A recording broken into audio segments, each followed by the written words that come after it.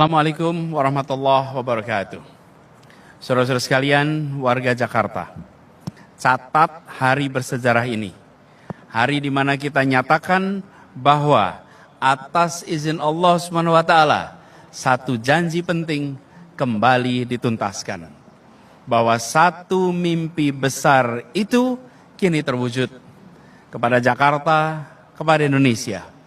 Alhamdulillah, syukur kepada Allah Subhanahu wa taala. Jakarta International Stadium kini berdiri sebagai satu dari deretan bukti bahwa kita adalah bangsa yang besar. Jadi Pak Anies ini jangan selalu ngibul. Kita juga tahu, rakyat juga tahu semua bahwa JIS itu dibangun bukan atas upaya individunya Pak Anies. Bahkan terpapar di pemberitaan bahwa anggaran yang dipakai untuk membangun JIS itu 80% adalah utang dari pemerintah pusat. Artinya apa? JIS itu sebenarnya terbangun karena adanya Jokowi, karena anggaran yang dipakai adalah anggaran pusat. Yang waras tidak boleh mengalah terhadap mereka para pencoleng-pencoleng agama yang menjadikan agama sebagai alat politik.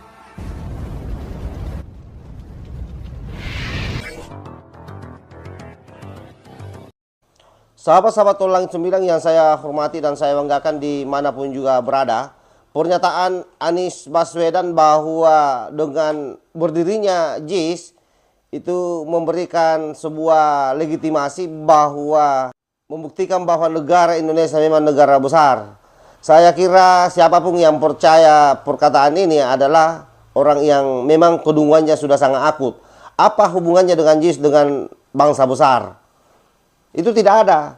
Cuma saja memang setiap tata kata yang disampaikan oleh Anies pasti kedengarannya cenderung benar. Kenapa? Karena dia menyampaikannya dengan tata bahasa yang halus, yang memang bisa menyentuh ruang batin masyarakat. Tetapi bagi orang yang punya logika yang baik, orang yang punya nalar yang baik, akan mengatakan bahwa yang disampaikan Anies Baswedan ini adalah sesuatu yang ngaur, sesuatu omong kosong belaka. Ini bukan berarti saya menyatakan seperti ini karena saya membenci Pak Anies. Bukan. Pak Anies ini orang yang saya akui bahwa memang cerdas menata kata.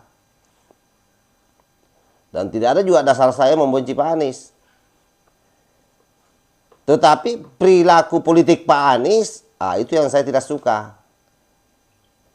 Karena sejarah membuktikan bagaimana Pak Anies Baswedan sendiri ini memberikan ruang kepada pendukung-pendukungnya untuk menjual ayat dan mayat demi kemenangannya di tahun 2017 pada saat pilkada gubernur.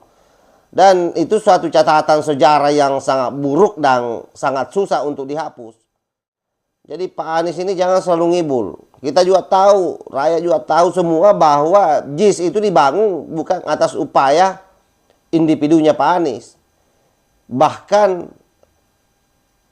terpapar di pemberitaan bahwa anggaran yang dipakai untuk membangun JIS itu 80% adalah utang dari pemerintah pusat. Artinya apa?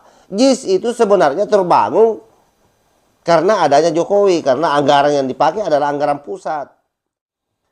Oleh karena itu berhentilah berbohong, berhentilah membohongi rakyat, karena rakyat sudah tahu.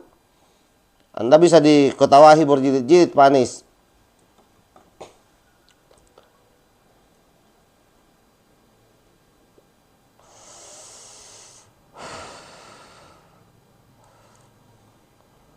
Sebenarnya kalau soal Anies ini saya sudah malas membahasnya sebenarnya. Kenapa? Karena semakin dibahas semakin melunjak. Semakin banyak juga orang nanti yang tahu namanya. Padahal Anies ini bukan siapa-siapa. Dia hanya mantan menteri yang dipecat oleh Jokowi, yang kemudian terpilih menjadi gubernur karena memanfaatkan ayat dan mayat yang sengaja digoreng oleh Islam radikal, yang hari ini kebanyakan dari mereka sudah menghilang di permukaan karena ketakutan.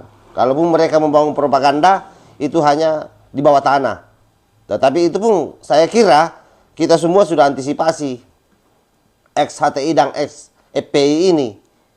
Kan itu yang kemarin memainkan perang-perang bagaimana kemudian agama dikapitalisasi, jadikan isu politik untuk memenangkan Anies Baswedan di DKI Jakarta.